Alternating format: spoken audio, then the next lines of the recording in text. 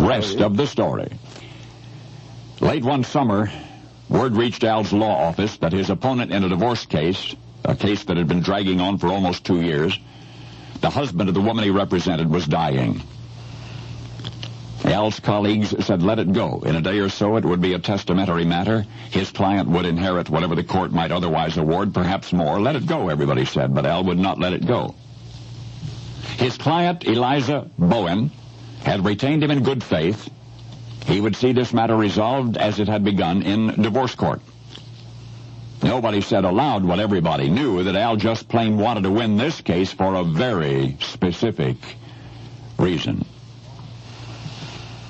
Now let's look at the case. Eliza Bowen, Rhode Island, one-time high-class hooker who began moving in increasingly lofty social circles. Before long, she'd met and married a wealthy man named Stephen Jamel, whose subsequent demise made her a very rich woman.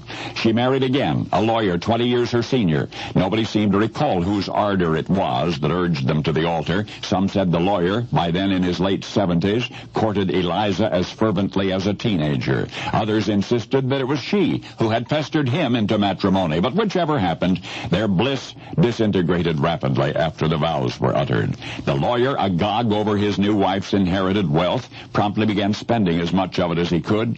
News of his good fortune found its way to his old creditors, who showed up in droves with upturned palms extended. The couple had been married only a little over a year, and yet the rapid depletion of Eliza's personal estate, along with the suspicion that her husband had been unfaithful, prompted her to file for divorce.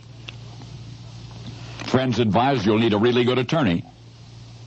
That's where Al came in. Al was a really good attorney. And he was more highly motivated to win this case than any other in his career.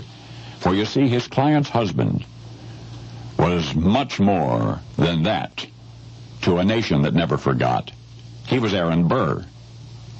His client's husband was the Aaron Burr, one-time vice president of the United States, who July 11 of 1804 had challenged and shot and killed the illustrious Alexander Hamilton in a duel.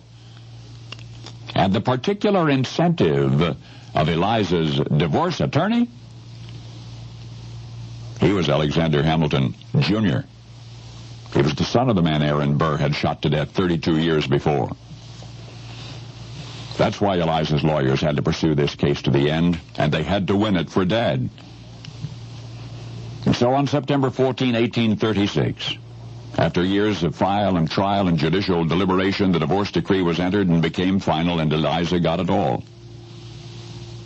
Eliza got it all. And just hours later, at 2 p.m. that same day, the notorious Aaron Burr slipped quietly away and was no more. The history books say that once upon a gun battle in New Jersey, Alexander Hamilton fired and missed.